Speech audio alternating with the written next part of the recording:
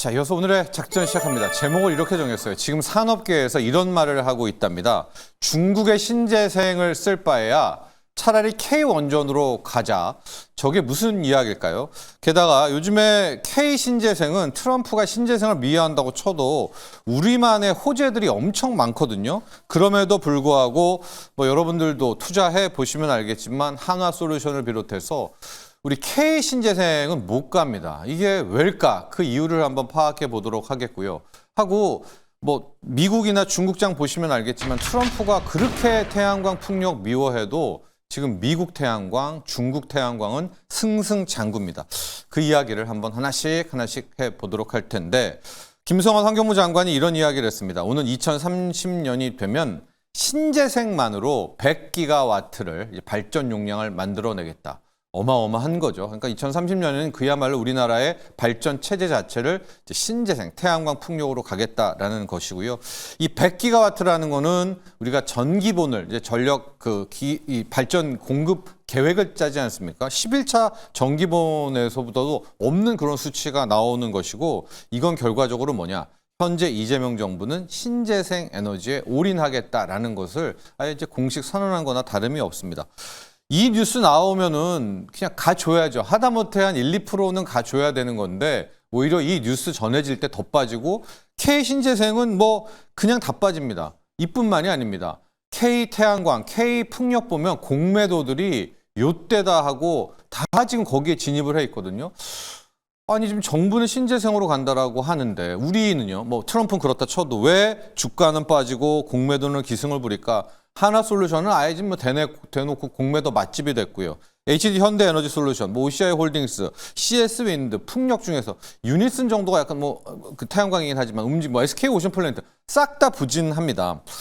자, 왜냐 봤더니 이제 앞서 말한 정부가 2030년에 100기가와트라고 하지 않았습니까? 근데 우리가 2023년 재작년 기준으로 보면 신재생으로 할 수 있는 게 한 35기가와트를 공급하고 있어요. 우리나라의 에너지에. 근데 100기가와트를 가야 되잖아요.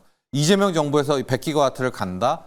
거의 최소 연 10기가와트씩을 태양광 풍력을 계속 발전 용량을 늘려야 된다라는 이제 그런 계산법이 나오는데 당장의 태양광 업계에서는 연간 10기가와트를 책임진다. 그러니까 추가로 확대한다. 불가능하다는 겁니다. 지금 보면 압도적인 1위가 하나큐셀이잖아요.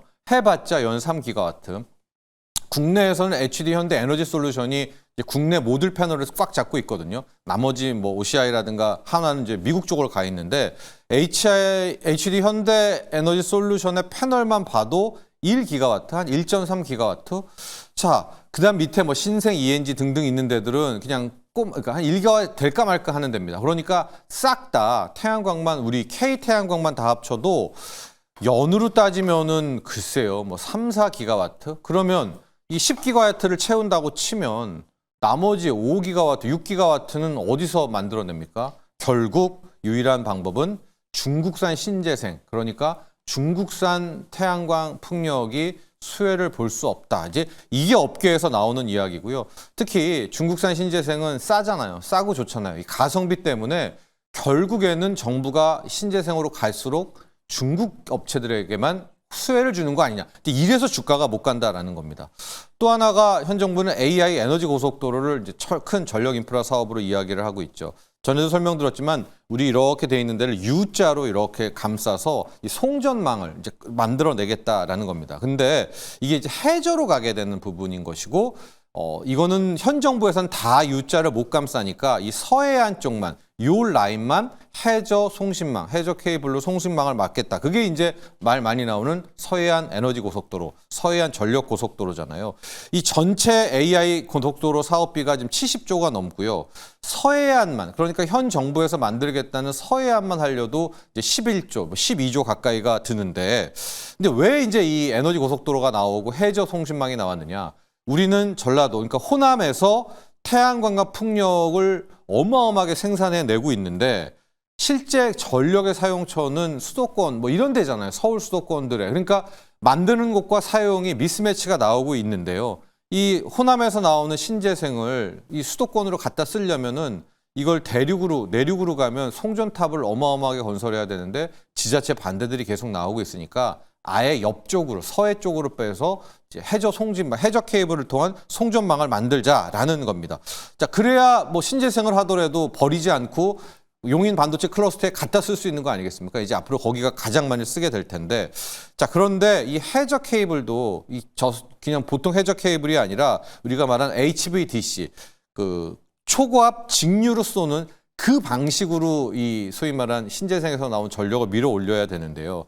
이 해저 케이블이 가격이 엄청나게 비쌉니다. 하고 난이도도 높고 기술력도 높아요. 그런데 어쨌거나 AI는 전기 먹는 함하고 신재생으로 간다 치면 호남에서 엄청나게 생산되고 있는 태양광 풍력의 이 전력을 수도권에 끌어당겨 써야 되거든요. 그러면은 해저 케이블은 필요할 수밖에 없는데, 여러분 이 뉴스가 있다 치여도 그러면 이제 앞으로 계속 할 거 아니에요?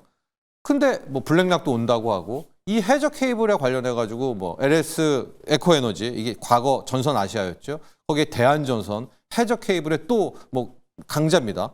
주가 안 올라요. 절대 지지부진합니다. 아니 왜 이제 서해안 고속도로 만들어야 되는데 왜 이들 해저 케이블, 시장은 똑똑한데 왜 못 가지? 여기 이유가 있었습니다. 왜냐하면 앞서도 말했지만 기술력 해저 케이블도 이것도 중국이 잘합니다. 그러니까 결과적으로 중국 이제 정부에서 사업 낼 때는 뭐 가격 내고도 해야 되고 입찰도 들어와야 되고 뭐 국민들의 세금을 쓰는 거 아니겠습니까? 그렇게 되면 결국에 이 사업도 중국산 해저 케이블이 또 많이 사용되겠구나. 그러니까 왜냐면 가성비가 좋으니까요. 이래저래 시장을 생각해 보면 이제 신재생을 발전한다, 또 AI 에너지 고속도로 만든다. 결국 하면 할수록 결국 수혜는 중국산 업체들에게, 중국산 기업에게 다 돌아갈 거다. 그래서 K신재생의 주가가 못 간다. 뭐 이렇게 이제 해석을 하고 있는 겁니다. 블랙락, 레리핑크 그날 왔을 때 AI 수도 만들겠다는 거와 함께 이 블랙록이 우리 한국에 신재생을 협력하겠다는 얘기를 했거든요. 그날도 못 갔어요. 그러니까 이 뉴스도 뭐냐? 결국은 블랙락이 투자하더라도 그 돈이 중국산 기업에게 가겠지. 이제 이런 것들이 지금 팽배한 상황이 되고 있어서요.